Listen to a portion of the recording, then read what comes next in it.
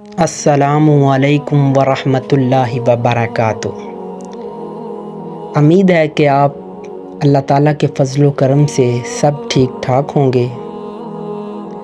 ہم آج آپ کے سامنے رسول اکرم صلی اللہ علیہ وسلم کی ایک حدیث مبارکہ جو قیامت کے متعلق ہے پیش کر رہے ہیں۔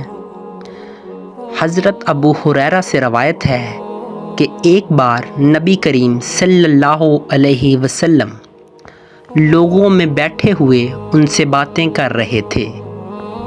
اتنے میں ایک دیہاتی آپ کے پاس آیا اور پوچھنے لگا کہ قیامت کب آئے گی۔ آپ صلی اللہ علیہ وسلم اپنی گفتگو میں مصروف رہے۔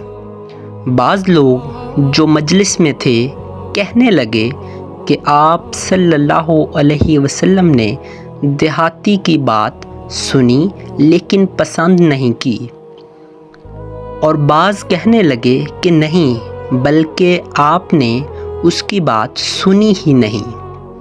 جب آپ صلی اللہ علیہ وسلم اپنی باتیں پوری کر چکے تو میں سمجھتا ہوں کہ آپ صلی اللہ علیہ وسلم نے یوں فرمایا، وہ قیامت کے بارے میں پوچھنے والا کہاں گیا؟ اس دیہاتی نے کہا، یا رسول اللہ میں موجود ہوں۔ آپ صلی اللہ علیہ وسلم نے فرمایا کہ جب امانت ایمانداری دنیا سے اٹھ جائے تو قیامت قائم ہونے کا انتظار کر۔ اس نے کہا، ایمانداری اٹھنے کا کیا مطلب ہے؟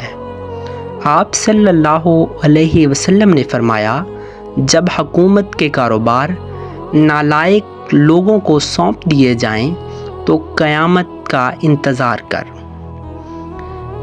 اللہ تعالیٰ سے دعا ہے کہ اللہ کریم ہم سب کو ایمانداری کے ساتھ زندگی گزارنے کی توفیق عطا فرمائے اور فلسطین کے مسلمانوں کی غیبی امداد فرمائے۔